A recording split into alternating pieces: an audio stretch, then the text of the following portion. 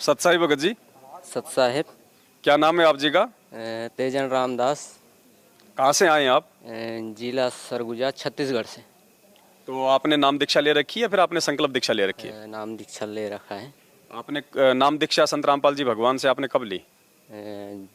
अगस्त 2020 में। अगस्त 2020 में। तो सात संगति की जानकारी आपको कैसे हुई? सात संगति का जानकारी हुआ नाम लेने के बाद 2 महीने, तीसरा महीना में आपका वीडियो देखा सात संगति वाला। हाँ। तो सात संगति की वीडियो देख के आपको काफी बातें आपको समझ में आई परमात्मा के ज्ञान को लेके, और आपने ये निर्णय कर लिया कि मुझे तो भगवान चाहिए, मुझे तो मोक्ष चाहिए, और जहाँ पे सच्चाई है वहाँ पे हम जुड़ेंगे, वहाँ पे हम रहेंगे। और आप सात संगतियों में आपका जो है आना जाना आपका जो है वो शुरू हो गया आपका। संपर्क नहीं था भगत भाइयों से, मतलब साल भर के बाद, मतलब कि पहला सात संगति में गए। साल भर लगभग आपका वीडियो देखते रहे सात संगति का। इसके बाद में मतलब कि संपर्क हुआ, इसके बाद में आए।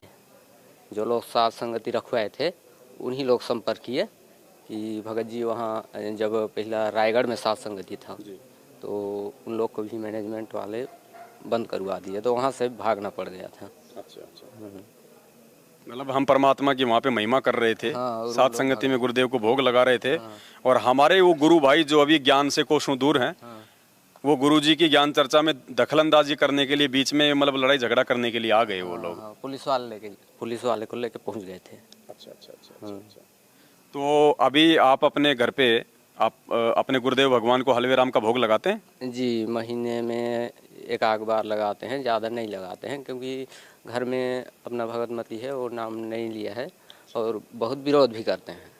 और पहला सात संगति में गए ना तो मतलब कि सभी भगत भाई कहते हैं मेरे को ये चमत्कार हुआ, मेरे को वो चमत्कार हुआ।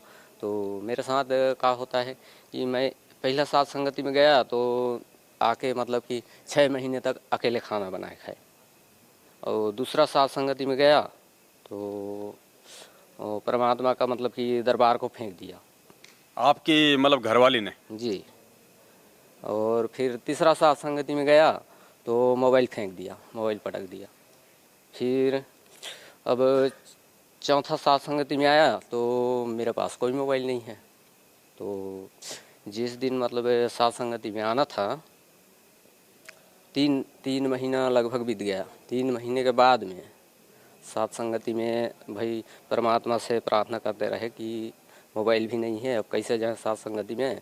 तो चलो भाई बहुत दिन हो गया, भगत भाइयों से चर्चा करते हैं। अब काम छोड़ के एक दिन गए दूसरे के मोबाइल लेके। एक है छत्तीसगढ़ से विनोद दास जी और एक महेश दास जी। तो जब भी संपर्क करना रहता है उन्हीं लोग से संपर्क करता हूँ। और मध्य प्रदेश में आते रहते हैं सात संगति में। और फिर जिस दिन फ़ोन किए उसी दिन मतलब कि भगत जी बताए कि अभी तुरंत तैयार होके आ जाओ। और परमात्मा का भाई थोड़ा बहुत आशीर्वाद था, इसीलिए पहुँचे उसी दिन फ़ोन करके, नहीं तो नहीं आ पाते। फिर सात संगति में आए यहाँ। तो आप अपने घर पे परमात्मा का दरबार लगा रखा आपने? जी, लगा रखा है। दरबार में आपने फोटो कौन सी लगा रखी है? और ये संत रामपाल जी भगवान जी का है। तो आपने जो दाढ़ी मूछ वाली फोटो है जो कबीर जी की समझी जाती है, हाँ। उस फोटो को आपने अपने दरबार से हटा दिया है? जी, उसको काट के निकाल दिया है साइड वाले को। अच्छा, जो साइड में जो 4-5 फोटो लगी रहती हैं उनको हटा दिया और खाली अपने पूज्य गुरुदेव जी की फोटो आपने दरबार में रखी हुई है। तो ये फैसला आपने क्या सोच के किया? भाई वीडियो देखते रहे ना, वीडियो देख के पूरा मतलब कि समझ में आ गया। तो फिर आज फ़ोटो बनवाएंगे, कल फ़ोटो बनवाएंगे करते करते इसे अब कुछ दिन बीत गया। तो फ़ोटो बनवा नहीं पा रहे थे, तो बाद में उसको साइड से आज इसको काट के निकालिए देते हैं, तो काट के निकाल दिए उसको। अच्छा, आपने परमात्मा के ज्ञान को आधार बना के सात संगति से जुड़ के आपने ये निर्णय कर लिया कि धरती पे असली कबीर तो संत रामपाल जी भगवान है। जी। वो तो खाली एक फोटो है दाढ़ी मूछ वाली, वो तो काल्पनिक है, हाथ से बनाई हुई फोटो है, वो भगवान नहीं है। उनको भोग लगाने से, उनके आगे आरती करने से हमारा कोई भला नहीं होने वाला, इसलिए आपने ये डिसीजन लिया। जी। तो और कुछ आप कहना चाहेंगे भगत भाई बहनों को जो सात संगति से अभी तक जो जुड़े नहीं हैं? भाई जुड़े नहीं हैं उन लोग को अब क्या कहें कि आगे बहुत भयानक विनाशकारी है। परमात्मा के साथ जुड़ें और ठोकर खाने से पहले अगर जुड़ जाएंगे तो आगे बचाव होगा, नहीं तो बाद में ठोकर खा के आएंगे तो भगवान भी भाई नहीं साथ देंगे आगे। मतलब आगामी समय जो है प्राकृतिक उथल पुथल का है, विनाशकारी समय है, और विनाशकारी समय में केवल परमात्मा की मर्यादित भक्ति और गुरु को भगवान मानने से हमारी जो है मतलब सुरक्षा बनेगी। इसलिए सभी भाई बहन जो है वो समय रहते ज्ञान को आधार बनाएं, साथ संगति से जुड़ जाएं और जितना जल्दी हो सके अपने गुरुदेव को जो है तन मन धन से जो है मतलब भगवान मान के, और अपने घर पे केवल इन्हीं का फोटो लगाएं, अपने दरबार में इन्हीं को जो है मतलब भोग लगाएं, सब कुछ इन्हीं को मान के सब कुछ इन्हीं को समर्पित करें। यही आप कहना चाहते हैं जी। और घर में जैसे मैं तो अकेले उपदेशी हूँ, दो ही हैं, भगतमती और मैं दो, तो मतलब कि जब भी साथ संगत में आना रहता है तो विरोध करते रहते हैं और लड़ाई झगड़ा करते रहते हैं, तो उनसे कैसे बचना चाहिए? देखिए भगत जी, वो भी परमात्मा की आत्मा है, और परमात्मा ने एक सत्संग में हमें बताया है कि काल क्या करेगा जब आप ये नाम दीक्षा ले लोगे, जब आप परमात्मा की भक्ति सही तरीके से आप करोगे, तो काल का आहार जब उसके मुंह से बाहर निकलता है तो वो क्या करेगा कि उसके जो जीव हैं, जो काल प्रेरित हैं, जिन्होंने उपदेश नहीं ले रखा, उनके माध्यम से वो आपको विचलित करने का प्रयास करेगा। वो कोशिश करेगा कि ये दबाव में आके, ये डर के जैसे भी है भक्ति को छोड़ दे और वापस उसी काल वाले जो है रंग में ही रंग जाए। तो ऐसी स्थिति में हमें पूज्य गुरुदेव जी ने बताया कि आपने ज्ञान को आधार बनाना है, और जैसे एक पागल कुत्ता होता है, पागल कुत्ते के साथ में कोई लड़ाई नहीं जाता, झगड़ा नहीं जाता, उसको मारा नहीं जाता, पागल कुत्ते से बचा कैसे जा सकता है, बस वो तरीके अपना के रखने चाहिए। तो मालिक ने हमें हर प्रकार से ज्ञान दिया हो है कि आवत गाड़ी एक है, उल्टा हो या नहीं, कहे कबीर ना उल्टी हो, रहे एक ही एक, जो तो को काटा बोवे ताको बो तो फूल, तो ये फूल के फूल हैं, वाको हैं त्रिशूल। ये नित्य नियम परमात्मा हमें रोजाना इसीलिए सुनाते हैं कि पूरे दिन भर में हमारे साथ में ना जाने फालतू में कोई लड़ेगा, कोई झगड़ेगा, कोई गाली निकालेगा, कोई ओछा बोलेगा, कोई मंदा बोलेगा, तो उनके साथ में ज्ञान आधार से हमने कैसे रिएक्ट करना है, इसलिए परमात्मा ने ज्ञान दिया है। रोज हमारे को परमात्मा ये नित्य नियम करवाते हैं। तो हमने उनको एक जो हम की बालक समझ के, अज्ञानी जीव समझ के कि भाई आज इनकी बात समझ में नहीं आ रही है और मेरे बात मेरे समझ में आ गई, तो हमने तो हर स्थिति में अधीन बन के परमात्मा का जो है वो दास बन के, कोई गाली दे तो हम गाली खाएंगे, कोई मार पिटाई करे तो भक्ति और भगवान के लिए हम मार पिटाई भी खाएंगे। उससे भी हमारा भगत जो तप बनेगा, इस भक्ति में हम जो संघर्ष करेंगे ना इस परमात्मा के मार्ग में, इनकी मर्यादाओं को निभाने में, तो गुरुदेव ने बताया कि उसमें भी जो है भगत का तप बनता है, उसमें भी भगत जी हमारी भक्ति बनती है। हमारे जो पांचों जो गुण है, शील संतोष विवेक दया क्षमा, भगत जी हमारी जो मतलब की परीक्षा लेता है परमात्मा। मालिक ये देखता है कि मेरे बच्चे ये गुण अपने जीवन में कितने धारण कर पाए। छोटी छोटी बातों को लेके ये भी सामने वालों के साथ वैसे ही मारपीट या लड़ाई झगड़ा या तू मैं करते हैं, या फिर ये आधीन होके कि भाई ये तो अज्ञानी है, काल प्रेरित हैं, मुझे तो मेरे गुरुदेव भगवान ने ज्ञान दे दिया है, मुझे तो मेरे गुरुदेव के जैसा बनना है, कोई बात नहीं, इसको बोल लेने दो, मारता है तो जो है इसको मारने दो, गाली काटता है तो इसको गाली निकालने दो। फिर परमात्मा हमारे ऊपर मेहर करेगा, फिर परमात्मा हमसे प्रसन्न होगा, और धीरे धीरे एक समय ऐसा आ जाएगा भगत जी, कुछ ही दिनों बाद में वो निष्क्रिय हो जाएंगे परमात्मा की मतलब इस भक्ति से और आपके व्यवहार से। फिर आपको वो लोग जो है छेड़ना बिल्कुल ही वो बंद कर देंगे। मालिक उनके अंदर एक प्रेरणा कर देगा, वो सोचेंगे यार ये कुछ ना बोलता ना चलता और ना इसके मेरी बातों का कोई जो है मतलब वो फर्क पड़ रहा है, तो वो शर्मिंदा हो जाएगा, फिर हमें वो कुछ नहीं बोलेगा भगत जी।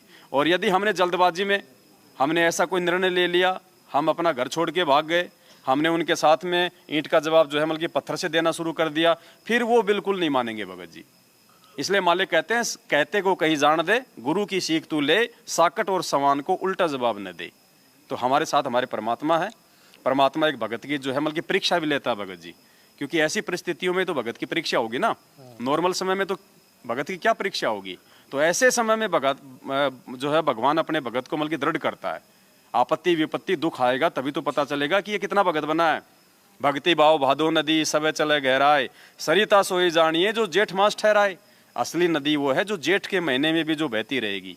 तो इसी प्रकार परमात्मा अपने भगत की आधीनता की, शील संतोष और विवेक की इन परिस्थितियों के माध्यम से परीक्षा लेता है, और आने वाले समय में फिर वो भी परमात्मा के बच्चे, आज नहीं तो कल वो भी जुड़ जाएंगे परमात्मा से।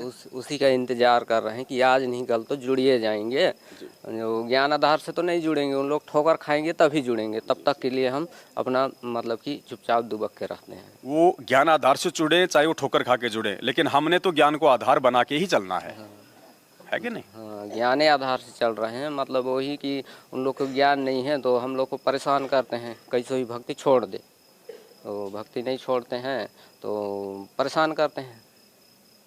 कोई बात नहीं भगत जी, भक्ति के लिए तो परेशानी ध्रुव ने, प्रहलाद ने, मीरा ने, रैदास ने, दादू जी ने, हैं 650 साल पहले हमारे परमात्मा आए थे, आज हमारे परमात्मा आए हैं।